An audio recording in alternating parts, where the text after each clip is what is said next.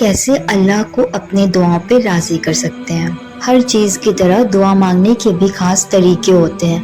ہاں، اللہ سے تو کسی بھی طرح دعا مانگی جا سکتی ہے، لیکن جب آپ صحیح طریقے سے مانگتے ہیں تو اللہ زیادہ خوش ہوتے ہیں۔ اللہ کو منانے کے بھی طریقے ہوتے ہیں، اور کون سے طریقے ہیں وہ؟ پہلا، استغفار یعنی کہ معافی۔ اللہ کو راضی کرنے کا سب سے پہلا طریقہ استغفار ہے۔ اکثر ہمارے گناہ ہماری دعاؤں کا راستہ روکے ہوئے ہوتے ہیں۔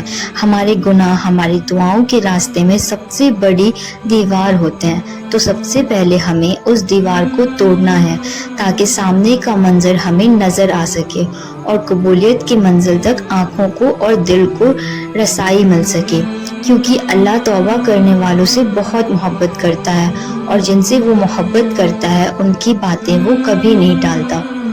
شکر۔ اللہ کو منانے کا دوسرا طریقہ یہ ہے کہ خود غرض کی طرح فوراً اللہ کے سامنے شکوہ نہیں رکھ دینا ہے، بلکہ پہلے اس کا شکر ادا کرنا ہے۔ پہلے آپ نے اللہ کو یہ بتانا ہے کہ اس نے جو کچھ آپ کو دے رکھا ہے، آپ اس کے لیے اللہ کے بہت شکر گزار ہیں۔ آپ کو اس کے رحم کو سراہنا ہے، کیونکہ ہم اس قابل نہیں ہوتے جتنا وہ ہمیں دے دیتا ہے ہمیشہ، اور یہ اللہ کا وعدہ ہے کہ جتنا شکر کرو گے میں تمہیں اتنا اور زیادہ نوازوں گا۔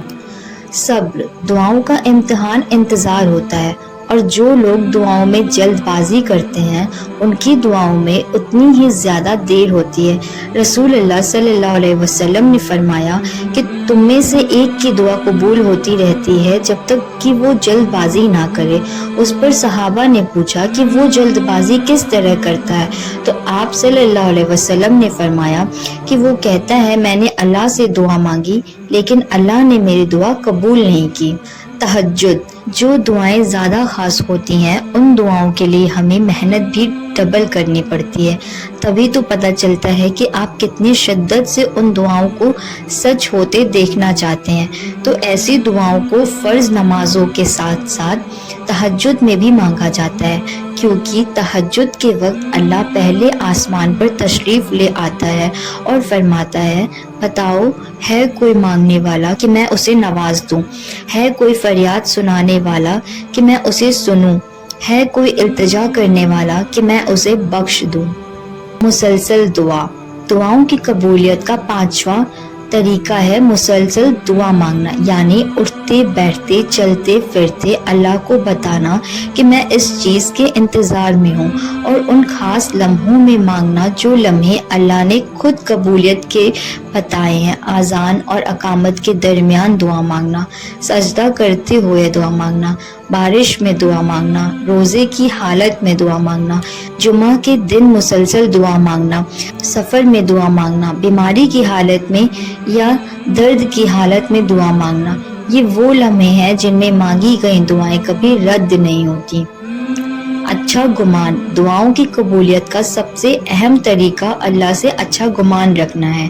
اللہ پاک فرماتے ہیں کہ تمہیں ویسا ہی ملے گا جیسا تم مجھ سے ملنے کا سوچو گے، اور رسول اللہ صلی اللہ علیہ وآلہ وسلم نے فرمایا کہ انسان کو ویسا ہی ملتا ہے جس کی وہ نیت رکھتا ہے۔